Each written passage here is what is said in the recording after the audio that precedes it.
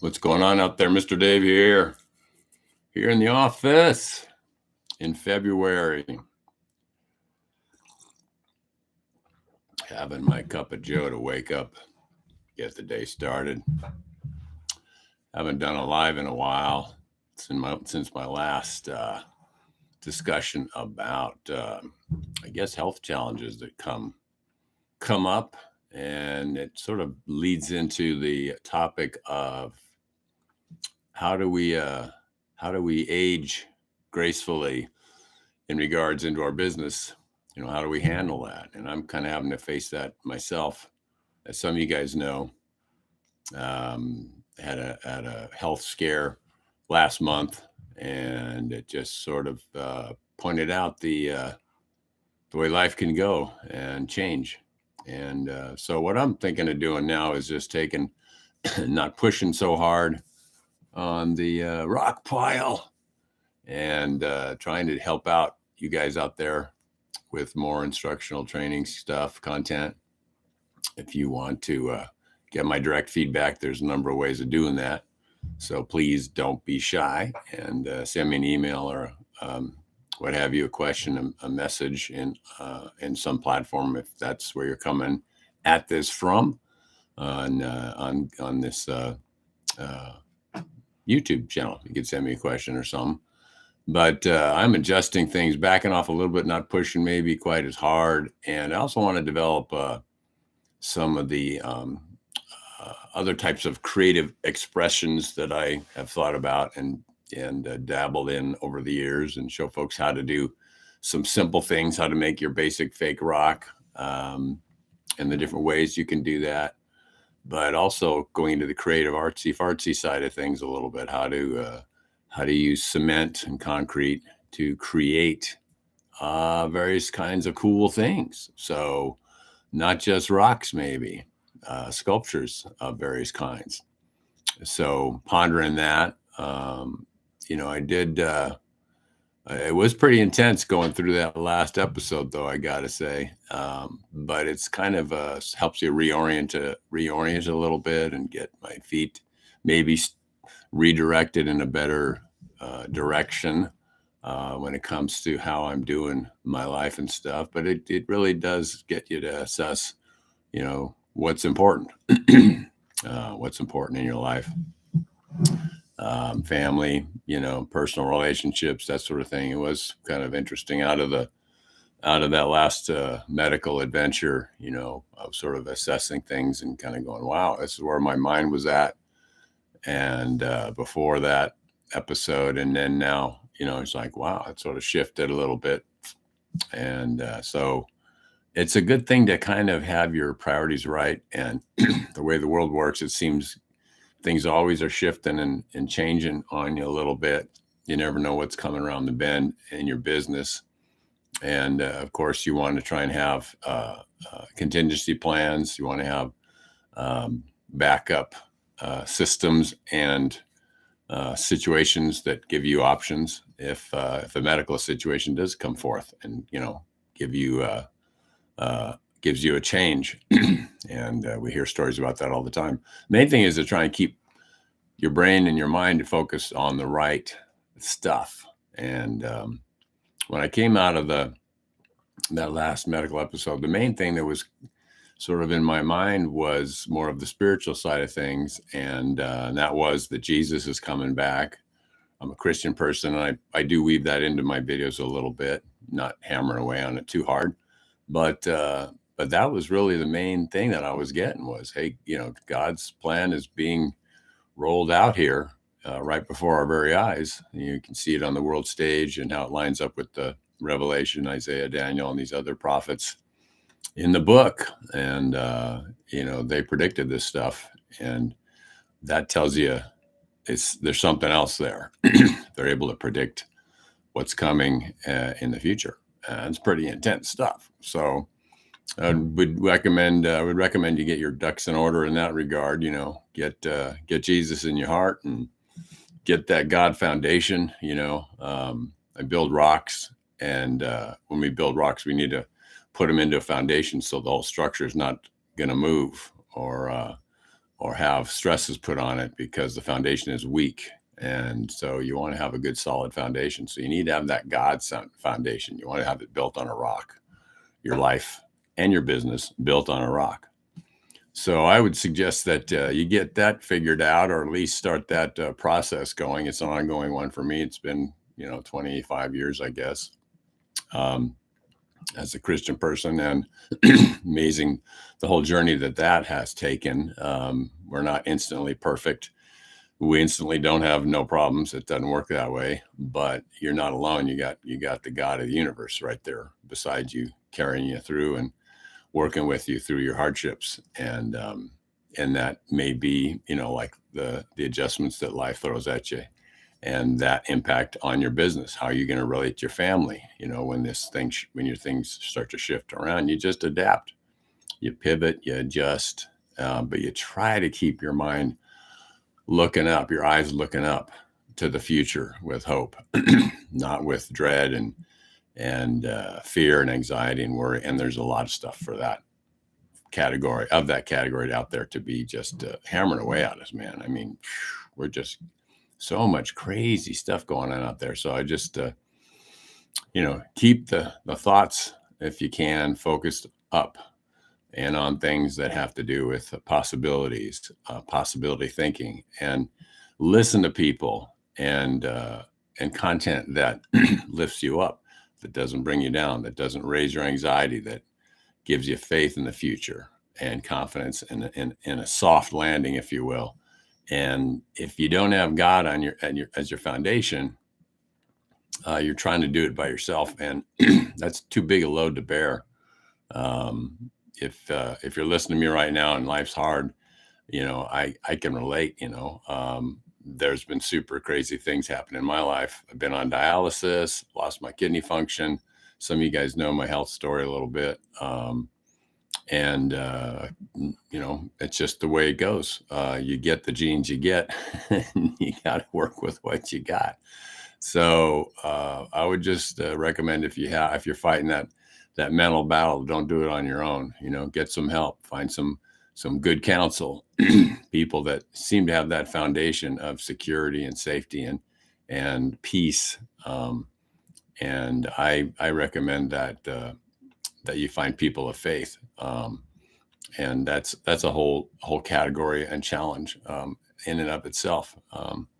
But that's been what I've been doing, and it's been carrying me through a lot of crazy stuff, and even this most recent adventure. So if you're depressed, don't stay there in your quiet place.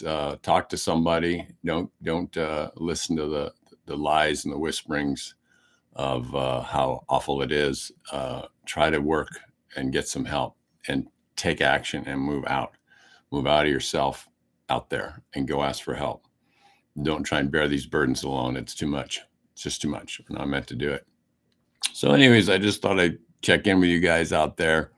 I'm going to be doing more studio work out there. I'm going to try and do some more instruction on how we make the rocks, some of the fundamentals and the basics. Would love to hear what you guys think about in terms of subject matter and trainings. What are the subjects that you like? I mean, you guys, this is a YouTube video, so you guys are checking out my videos. So what are the things you like? What are the things that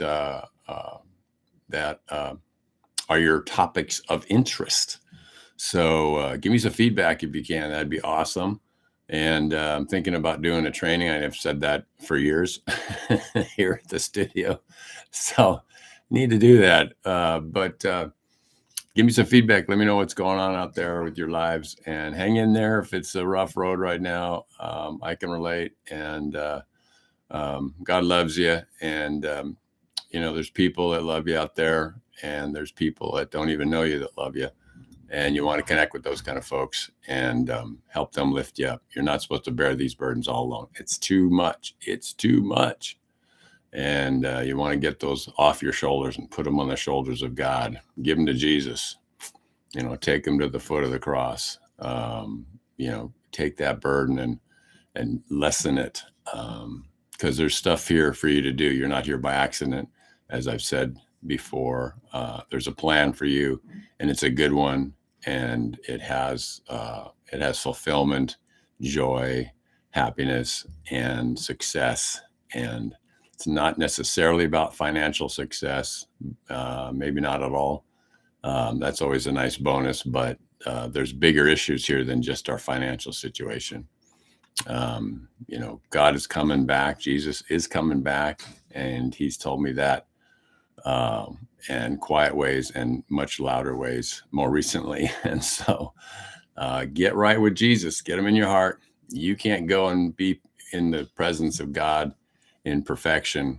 It's like, how do you go be in the presence of white when you aren't white and pure? You have a little darkness and maybe a lot of darkness in there. And so you need to get Jesus in your heart, and he's right there ready to just go ahead and clean you up, get you ready to come home. So he's coming back soon. It's my spiritual side of things that I want to encourage you guys with. And then, so let me know what kind of topics you like to talk about. That'd be awesome. And I'm looking at the notes in the overside here, and it says, what advice can you give from Drew out there? Apprentice carver that's starting in this trade. That's a really important question. You have to poke around and find someone out there. The question again is, if you want to learn this stuff, get into the trade. How do you go and find a place where you can learn it? Is there a place where you can apprentice alongside someone else? Everything I've ever done, I learned by sitting down next to them and watching them do it, and then doing it myself and bouncing back and forth and getting their help, feedback, correction. And so, yeah, if you can find someone where you live who's doing this sort of thing and they need help, and you start on as a laborer, and you helping, pulling steel onto the site, stacking concrete. It's a lot of physical labor, but you'd be doing that anyway if you were doing the job yourself. So that's part of the program as it is. If you don't have someone in your area that knows how to do this or is doing it, then you just gobble up all the content you can get. There's trainings out there online more now than ever. When I started, there wasn't anything. And so you want to get online and study and practice. I'm just now putting up videos on how to practice carving fake rocks by carving sand. And I've got 4 videos up on that topic right now, some fast view. So you can just sort of go through the process and watch me just, hacking away with a trowel on a pile of sand on a table. And you can do this at a riverbank where the sand is good, or a beach, anywhere where the sand is finer grain, usually stacks up better. So you can practice right there, and then you can learn stuff. I also started my business by practicing at my house on stuff and making things at my house. So you can, if you can't find someone there to work for and work alongside, then start building stuff on your own and find out if you can, and compare it to the real thing. How does it look in terms of nature? Does it look like the real thing? And there's the whole list of construction steps that you want to follow. You want your project to last a long, long time. You don't want to build it in a way that means it's going to fall apart in a few years because the rebar is going to rust away. So you need that structural support. You need to understand the engineering that's in there, but it's pretty straightforward, pretty commonsensical. So we have a question here. Drew, thank you. Yeah, hope you get better, Dave. Yeah, I've been through quite a grinder here, but I'm feeling a lot better. So thank you, Drew, out there. And Pablo Lorenzo, how you doing, buddy? Yeah, the mix sand concrete is 60-40. Well, but I'm such a simple guy. I let other people figure all that stuff out mostly, and then just use what's available. So bagged concrete, 4,000 PSI is something you can get at Home Depot. But wherever you're at, there's concrete roads and there's buildings. And so pretty much concrete is everywhere. So find a box store. It's usually cheaper, and get concrete. You can use that stuff. It has pea gravel in it. It's usually not roundy ocean gravel. It's more fractured and sharp edges, if you will. And that makes stronger concrete. That gets the PSI up. Plus the amount of Portland cement in there can help too. And there's other, proprietary things that people use when they do high strength concrete and mortar mix as well. Mortar is simply Portland cement and sand. And you can get all different sizes of grit on the sand. So I've used 30 grit sand when I'm doing pumping on my pumpers with Portland cement, just that. And it's been a 2-to-1 ratio when I'm using my pumper machine. When I'm doing my hopper, the little red guy, little funnel thing, it's 1-to-1. So 1 part Portland cement, 1 part sand. And I put those two together, and that's what I use to blow on that little hopper technique for the texture coat there. It's runnier. So if you want to build up thickness on the verticals, you might have to double up on the amount of layers that you use. And I use acrylic admix. Sika is one that's available at Home Depot. It's a less expensive liquid. It looks sort of like milk, and it's acrylic, and you add that into the mixes that you make, and that helps it adhere better to the surfaces you're blowing it on, or troweling it on for that matter, if you're going to use stamps and go with that approach to get your texture. And so make sure you have acrylic in all your mortar mixes that you put on to an existing already cured concrete surface. So you want to make sure you have that acrylic on there. You can get something called Acryl 60, and that's a more expensive version of the same product, the same concept. As far as I know, I'm not sure what other properties that Acryl 60 has in it. There may be some that make it far superior. I've used Acryl 60. It's more expensive and it's thicker. So you can tell that it's a thicker, more milky mix of a liquid mix. So you can buy that stuff too as well. And my assumption would be that you can use less of it and to get a similar effect. I just, pour in a jug of the Sika mix, and for a mixer, cement mixer with, putting in 3 94-pound bags of material, I might jump in 8-second pours, 8 or 9, 10-second pours of the Sika to get that in there. And then if I'm mixing just enough in a wheelbarrow, I might do 3-second pour. It's about the average ratio or whatever. The more you use, the better almost. And so that's sort of a good thing. It changes the curing speed sometimes a little bit, but in the sunshine, everything goes off pretty darn fast. So you really want to pay attention to that. Keep misting down your surfaces, whatever you're making. If you're working in the hot sun, you want the concrete to cure slowly, and you want it to have enough moisture in it. If you don't have water going on around your concrete or your mortar mixes, they're going to be weaker. They chalk out, and they don't have the strength that you want, the PSI. So you got to keep moist. If it's crazy hot, you can put plastic over the areas that you finished and let them cure slower, but you kind of want to get it on there and seal it off, pull it in a little bit tight, a little bit to keep that moisture contained inside that concrete or that mortar area to have it go off slow or slower. So let's see here. Acrylic. So see, folks, it's pretty, isn't it crazy? I mean, I'm in Alpine, and I've seen you guys, and you're like in other parts of the world. Pablo Lorenzo is in France. That just cracks me up.